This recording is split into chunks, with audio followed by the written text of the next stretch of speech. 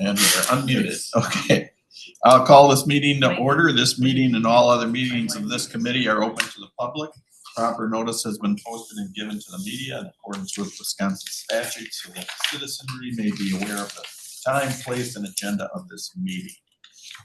Roll call shows us all here. Looking for a motion to approve our agenda for today. Motion. Second. We have a motion and a second. All in favor say aye. Aye. Those opposed? Motion passes. Same for the minutes from our previous meeting. Also move. Second. We have a motion and a second. All in favor say aye. Aye. Those opposed? Public comment, anything, emails or letters yet? Nope. We don't have a program presentation today, so we'll jump right into the general board business. All right, first item is grant updates, just a few things on grants. I mentioned a few that we had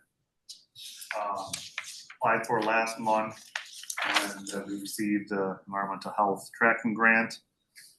We're in the process of applying for a new reproductive health grant to replace the last 5-year cycle of a reproductive health grant. So we're hopeful we get that.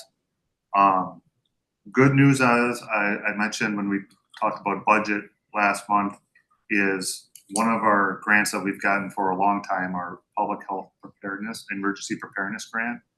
We had notification that we weren't going to get the full amount, and we had actually budget on 2 different tracks, one for actually getting it and one for not getting it. We heard on Friday that we are getting our full amount. So I'm going to be able to build that back into our budget, and we'll talk about that too when we get to the next item.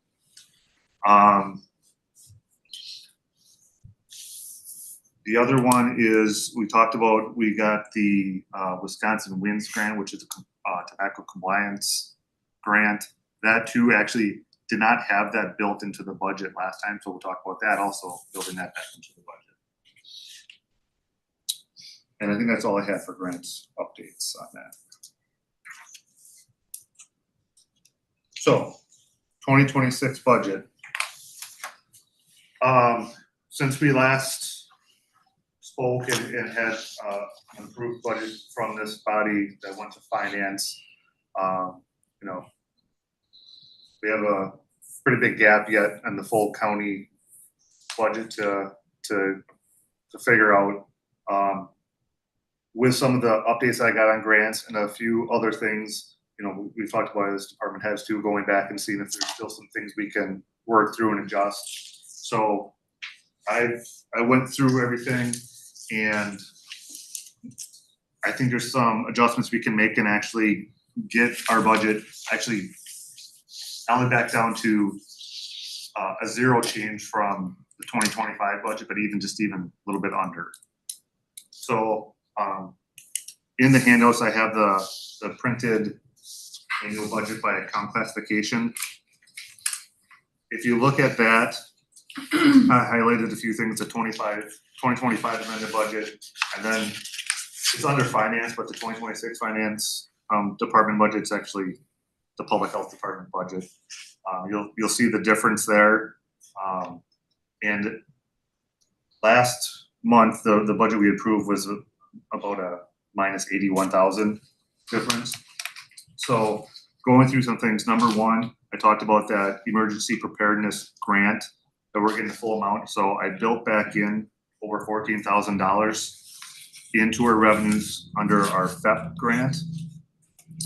I also built in our Wisconsin WINS grant, which is a new grant, over 3,600. I also, what I did is a little different than what I've done before, but our sanitarian fees. So typically I'll look at least a 3-year trend to kind of settle on a budget amount for revenues for our sanitarian fees. So last year, if you remember, we approved fee increases of 5.5% across the board. And so that's going to change things. And just actually the amount of licenses that we've had change in the last year, I feel a little bit more comfortable about bumping that number up to a higher number. So last year, at the end of 2024, for revenues, we were closer to about 220,000. I originally budgeted, just going off of kind of our trend, was 210. As I'm projecting for this year as well, 2025, I think we're gonna be closer to around $220,000 in revenue. So that would be a $10,000 increase from what I had originally budgeted. Plus, I should say 220,000. I'm actually proposing to bump it up to 230 for our 2026 budget, because I'm also gonna be proposing a smaller percent increase fees for this year too. We still have a bit of a gap when we budget for what our expenses are and what our revenues are. There's a bit of a gap. The reason, and it changed like 2 years ago, and it had everything to do with health insurance. We are right on track with, I think, revenues and expenses, and that's what that program is meant to do, is pay for itself essentially. And then if an employee changes insurance, either selects our insurance or changes to like family insurance, it really bumps things up. So when that happens, and which it did happen 2 years ago, we had a bit of a difference. The thing that we have also though for our sanitary fees is anytime we have more revenues and expenses, those extra revenues go into a reserved account, because we can only use those license fees on that program, which makes sense. So we actually had a bit of reserve, and we had to use some of it last year. This year, we're also going to probably add to our reserve, because we've had several months where we had vacant positions. So our revenues are tracking higher than our expenses this year. So this year, I'm going to propose just a smaller percentage increase, just to kind of help get to that gap. But I don't think we have to try to fill that whole gap, because we have a reserve. We want to spend it down when we have, those years where we're adding to it. We don't want it to get too large. That's not the point either. So I think next year, if things go the way as expected, we'll probably have to use some of our reserve, but we need to spend some of that down. So I'm okay with just doing a smaller percentage this year, and then we'll see where things go to. And because we did have, we've hired 2 new employees.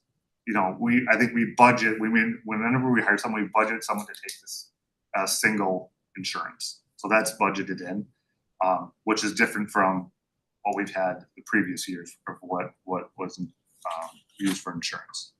So long story is I'm going to increase. I'd like to propose increasing revenues from what I had originally from 210 to 230 in sanitary fees.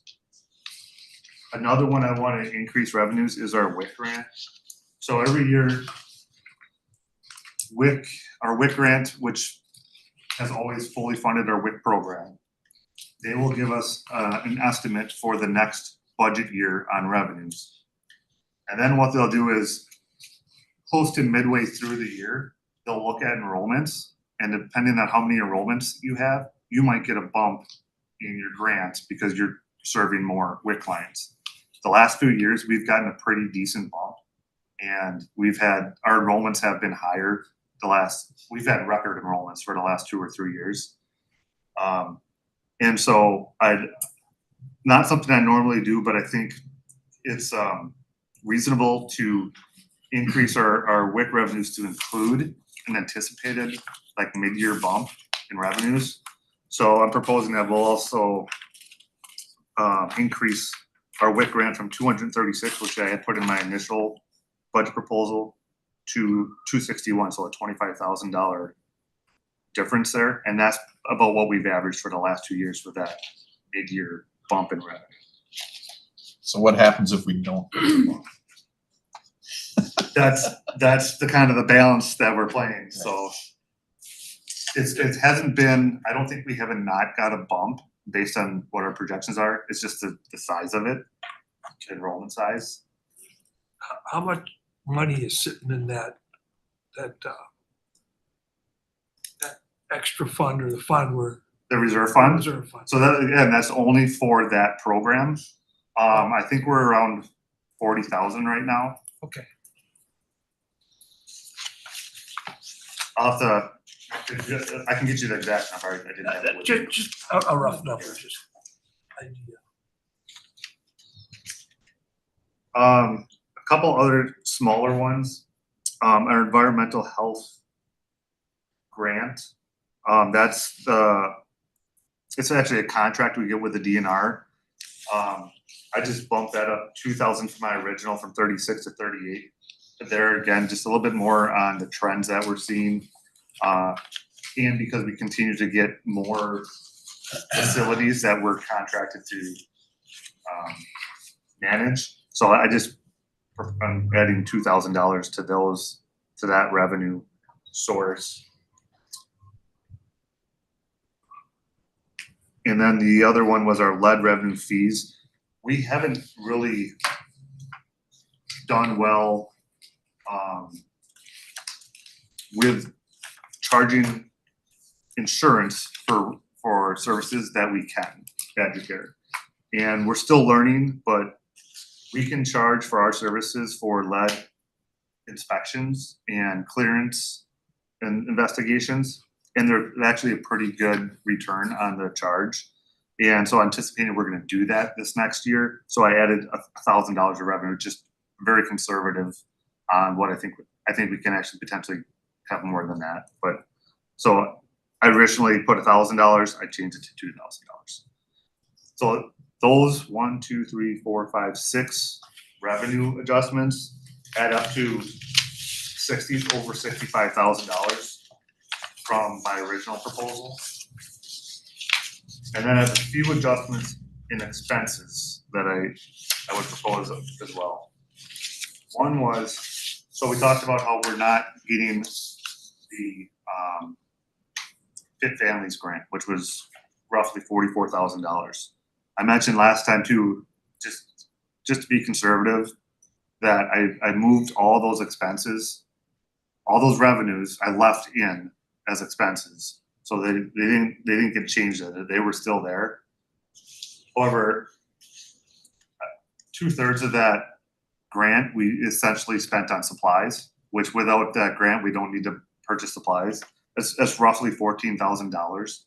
So I'm proposing subtracting that $14,000 that we would pay for supplies. The rest of it is still operating costs, staff costs, which I think is, and I think I mentioned that last month as well. I left it all in there just to be a little bit conservative, but I don't know that we need to. And then also just a few small minor expense changes as well. In our public health emergency preparedness grant, we had $1,800 budgeted for contracts. We really don't need $1,800 in contracts. I've had that in there in case we had to do some interpretation or some other thing that we may have to contract some small contract amount. I don't anticipate us having to do that. So I took out $1,800, just a line item in our FEP expenses. Our public health. Oh, the other thing that I'm taking out is from our immunizations and from our reproductive health, we have some medical waste, and we have to contract to have that disposed of properly. And it's a pretty expensive contract. They come pick it up and they take the medical waste and take care of it. We have a new, and this is just something we started talking about, and have an opportunity to work with actually a local pharmacy that if we buy our sharps containers from them, they'll take our medical waste and dispose of it for us for no cost. Wow. So I'm here. I'm being a little conservative too. Right now, I had 3,500 allocated for that, and I just dropped it down to 1,000 just in case something happens where we might have to still pay for medical waste. But so just $1,000 out of expenses there, and then I also removed for one other line item in our WIC supplies, out of our WIC budget. I went from 3,500 to 1,500, so a $2,000 difference there. And I don't know that we need that much in our supply area. So you put those together, and that's over 18,000 in expenses from my original proposal. You put the when you put the additional revenues and the adjustments and expenses, that's over $84,000 from the original proposal, which would put us for a proposal for 2026, slightly $2,000 actually under what we budgeted for in 2025. Just for the other people that aren't on the county board, how we got here. When all of the departments turned in their budgets to finance, if we gave everyone what they wanted, we would have been 4.4 million over what we take in. So there's gonna be some hard decisions made tomorrow at a special finance committee meeting. But we wanted to talk with the department heads first. Hey, you know, like Jed did, go through it again with a fine tooth comb, see what you guys can shake loose to see what we have to change. So, and it's been a long time coming. I and some of the other supervisors could see a financial cliff like this coming, but it always seemed like at the last minute, the finance department was able to pull a rabbit out of the hat and say, okay, we got it fixed, you know, without really addressing the core problems that create that kind of difference. So hopefully this is the wake-up call that we need to start making those hard decisions. You know, it's like yesterday it was expressed at a conference that when you make everything a priority, nothing's a priority. And I think that's what the trap we've fallen into as a county board. You know, I don't blame the department heads at all. I think it's a lack of leadership from the board as a whole, not from the chairman or vice chair or anything like that. I think it's a county board thing that we've let fester for too many years. We haven't held people accountable as a board to rein in their budgets. I appreciate Jed going through this. I just hope the anticipated windfalls are close to what we need. That's, you know, and it seems reasonable. I just don't want other departments out there, you know, hoping and poking that they're going to get money that's not really feasible. So those are the types of things that we have to look at, though. So as a board or as a county board supervisor, I want to apologize to Jed for putting, you know, all the department heads. We've painted everybody into a corner, you know, and that's on us. Anything else, Jed, that I'll just add, like, you know, obviously we had some updates on things that we could easily go back and, you know, like I said, probably a little bit historically budget wise, when we have, you know, everything runs as expected, we've been pretty good with our budget. Like I've had one year where we've been within like $800 of what we've said. So this is a little different than I usually am. Try to be a little bit more conservative so we don't get caught with anything, but I think these are still reasonable and I think achievable. So yeah, no, I don't have anything else to add. I guess we probably would need a motion to approve again. I'll make that motion. I'll second it. we have a motion and a second. All in favor, say aye. Aye. Those opposed? That will go to finance. Okay, next item is our fee schedule. So one handout that I have is this one that has all of our public health billing rates for 2026, and it has all the previous rates. All of the like nursing services, and so which includes like our family planning, our general public health, nursing services, PNCC, those rates are rates that are set or that we can actually get from Badger Care. So those rates aren't anything that, you know, we have our rates, but that's actually rates that are in Wimker. So, which is all good. If you look, these rates are all higher than the previous year. So that's good news for us. So those are kind of already set for us. Our water lab fees are the next ones. I'm not proposing any changes this year. We did adjust those last year. It may be something that we'll have to look again at next year, but I thought, you know, this year I think we're okay. And then our case management fees, which is our health beginnings fees. There again, those are individual program rates that are made off of a Wimker formula, and there again, those rates all jumped up for us, which is good. So those are all kind of set rates. Good news for us that the rates have gone up. The other set of fees is I have this handout with the proposed food and recreational license fees. And I just went with a 2% increase. When you do a 2% increase, that at least covers, you know, we're potentially budgeting for maybe a 1.5% cost of living, but that at least covers that. And then, like I said, I think it may be something we'll have to, I think we'll probably, we do look at this annually, but chances are we might have to look at another increase next year, but I think a 2% is reasonable for this year. That's about $4,500 of anticipated additional revenue from our licensing fees. So do we need a motion to bump those up? Yep, we need a motion to, I guess, the increase in food and recreational license fees, and then the billing rates as well.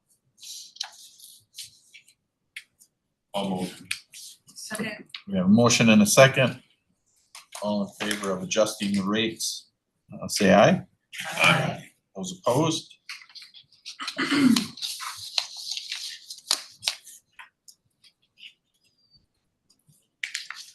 Passes. The water lab, I know we talk about that a lot, but is that continuing to increase? Yeah, I think the numbers of tests that we analyze and the number of test kits that come into us has been steadily increasing. Perfect. That's what we were hoping for. Yeah. Yeah. Good job. Brings us to personnel. Personnel, the only update is that we have posted our public health nurse full-time position.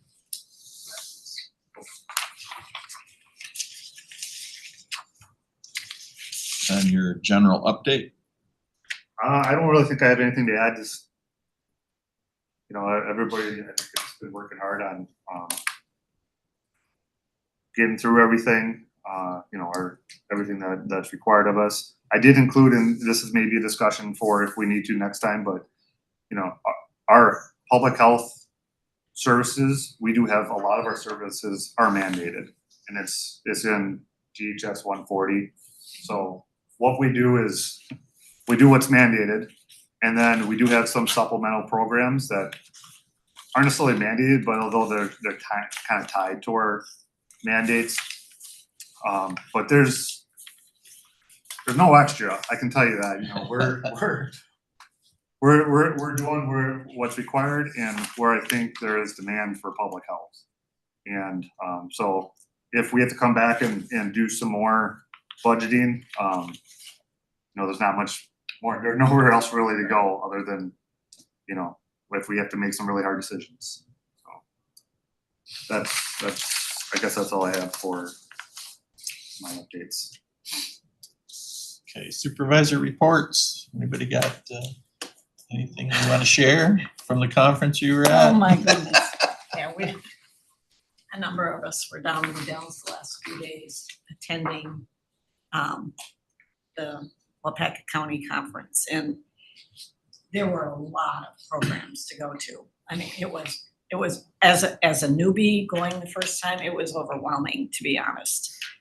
But there were some really interesting and good programs, things I picked up a lot of information, and I will congratulate you, Jed. You come, you're prepared, you do a great job.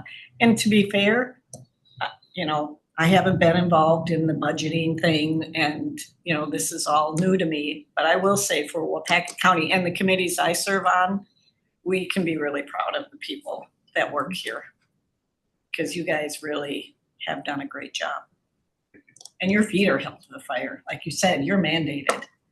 You have no choices. Thank you. Anybody else? Did you learn anything, Pete? Oh, I learned so much, but it's all coming out tomorrow at finance. Yeah. Well, we'll see how some of the other supervisors, because we all need to step up, right? That's why we were elected to these positions, to make the hard decisions. As a chair of a couple of committees, Jed, John Francis, Ron Hansen, they make my job easy. They come in with tight budgets. Nobody's asking for the moon on any of those things, and that part is easy. Some of the other departments that we have to really rein in on, that aren't mandated to do things,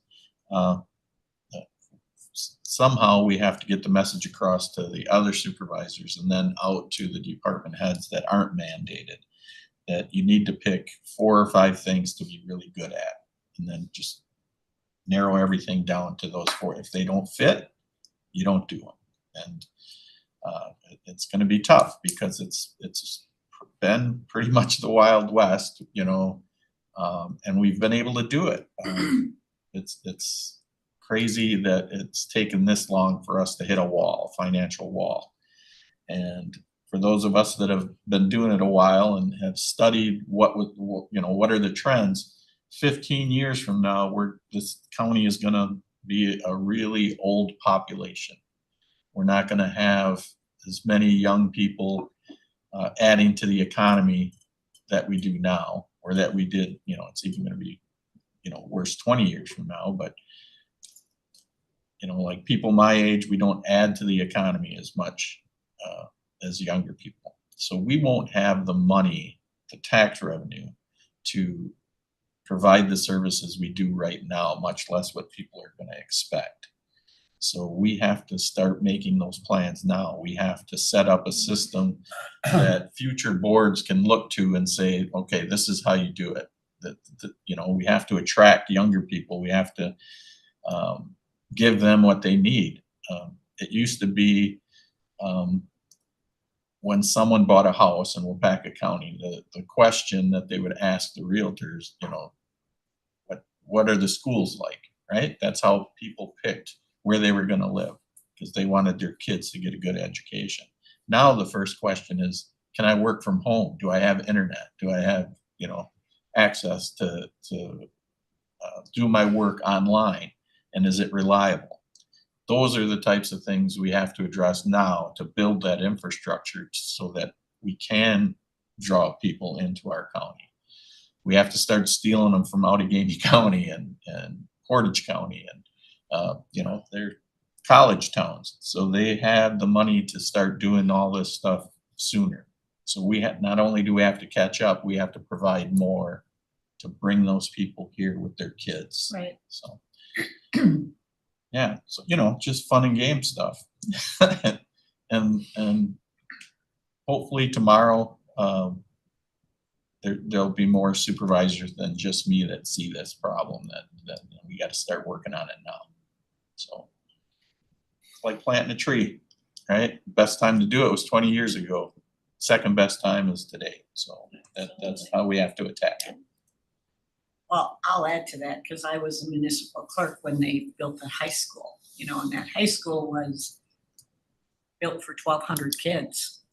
There's 600 kids and maybe a little over 600 kids.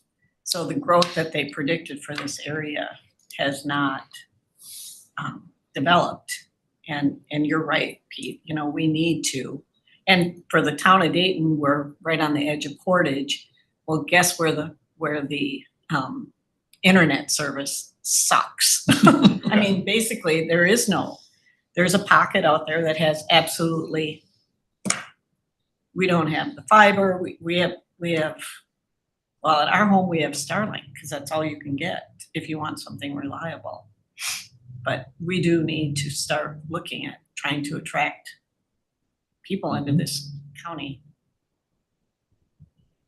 And FYI, the high school or the superintendent of schools was going out to municipalities asking if we would support a $3.5 million referendum to increase their levy.